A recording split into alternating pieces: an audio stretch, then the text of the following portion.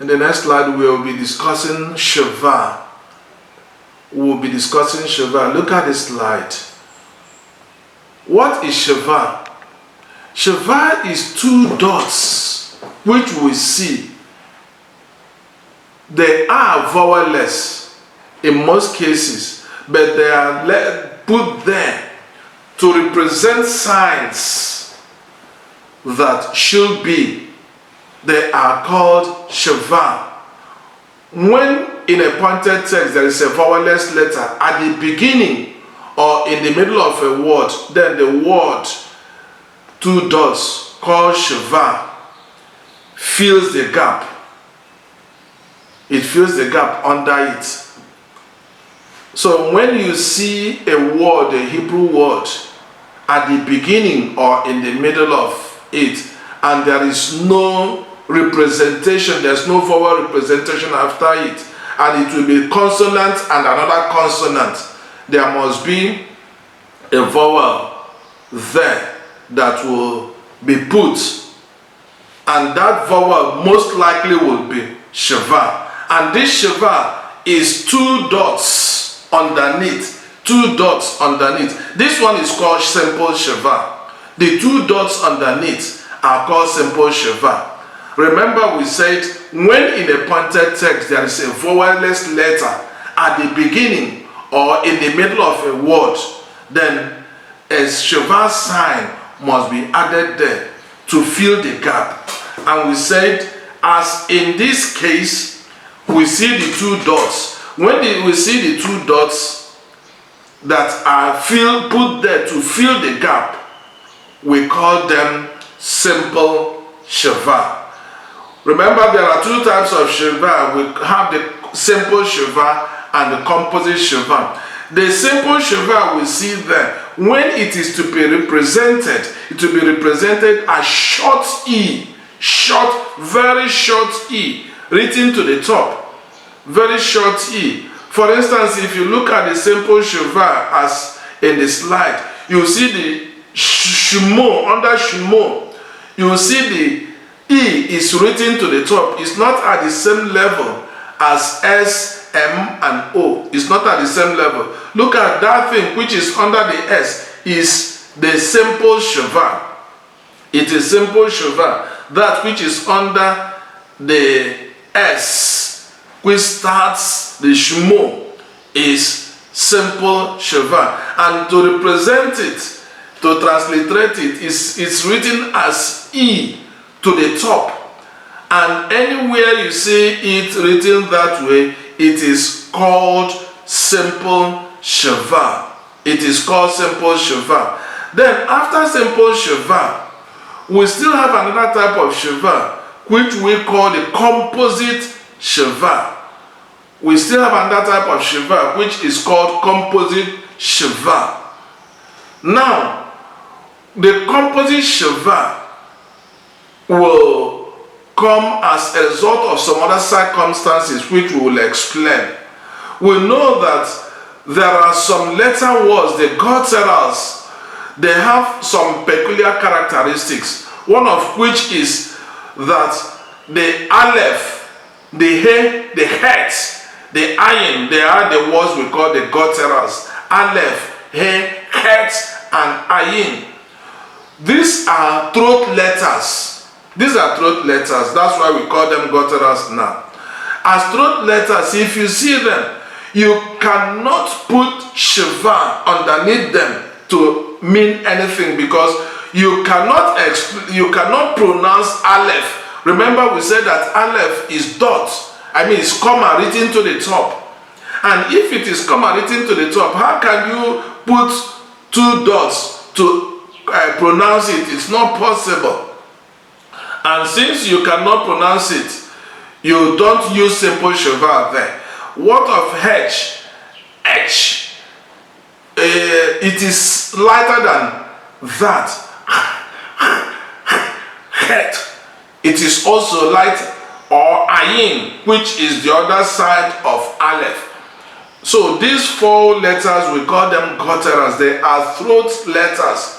So part of their peculiarity is that they cannot take Sheva. They cannot take simple Sheva. So what do you do? What do you do? That is why we now have that simple Sheva. You put Kamel Shatuf, which is A, and that will give you composite Sheva A. Remember, the simple Sheva only exists as E, but the Kamel Shatuf put under the simple Sheva gives you composite Sheva A, and it is also written at the top as you would see on the slide. Then the Hatet Shegol, that is the composite Sheva E. The composite Sheva E, as you see on the slide, is also the simple Sheva with the short E. When you represent the simple Sheva, as you see there, and you put the short E to it, it gives you 5 dots, 2 under, 3 on top. That is the short E. Then when you have the simple Sheva and you have the Kamel Shatuf, which is O, that gives you the simple Sheva and Kamel Shatuf, which is O, and that is composite Sheva O. So the composite representation by Sheva and short vowel together give rise to the term composite Sheva. So the composite representation by Sheva and short vowel together give rise to the term composite Sheva. Remember, we have only 3 types of composite Sheva: composite Sheva A, composite Sheva E, and composite Sheva O. These are the only 3 types of composite Sheva we have. Remember, we had said that the simple Sheva is only seen as E. Is only seen as E. And we say again that the composite representative of Sheva and short vowel together give us a term composite Sheva. We ask again, why do we have Sheva? We say we have Sheva because there is a vowelless consonant, a consonant that does not have vowel underneath it. And because there's no vowel underneath the consonant, there is the need to have a Sheva. Remember, we are not the ones who are putting it. I'm only trying to explain why we see it. We see it in Hebrew Bible. Why do we see it? This is why we see it. Remember, we are not going to write something different from what the Bible has written. We are using this to read the Bible and understand why some things are the way they are in the Bible. We are reading as it were a book already written, but understanding why these things are there. That is why I'm trying to explain why we see this composite Sheva as opposed to simple Sheva, where we have some vowelless letters.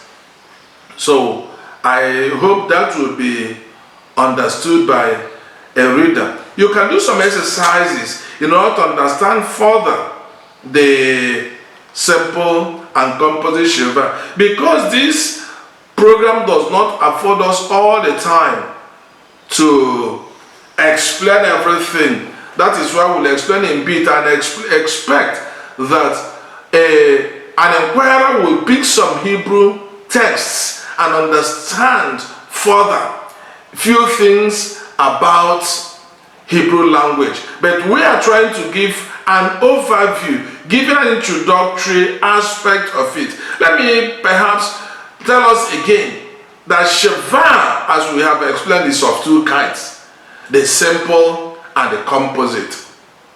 The simple Sheva is represented by 2 dots underneath Hebrew consonants. The composite Sheva is seen as a combination of simple Sheva and the short form of A or E or O, as we have explained earlier. Further, after a long vowel, a Sheva is vocal. After a short vowel, a Sheva is silent. If you see a long vowel, after it, a Sheva is vocal, and it will be silent if it is after a short vowel. And we say that sometimes we see that when two Shevas appear together in the middle of a word, you will see the two of them, but you don't represent the two, because the first will be considered as being silent and the second will be considered as being vocal. So this is how we will progress. However, like we said, this is introduction that will help us to understand as we read the Hebrew text, so that we will be able to follow more. I will not recommend any particular Hebrew text because I'm not paid to do so, but there are so many of them online that we can pick and read and understand more the Hebrew Bible. Understand the Hebrew grammar, which will help us to understand the Hebrew Bible. You will also see in the slide some transliterations that you need to do, because here we must be doing exercise. If we don't do exercise, we will not be able to follow as we read along. We must do the exercises that we see there. It will be nice if you will do the next exercise that you are seeing on the slide yourself, so that you will be able to understand. The next thing we will discuss when we come back is Dagesh. That is the next thing we will discuss.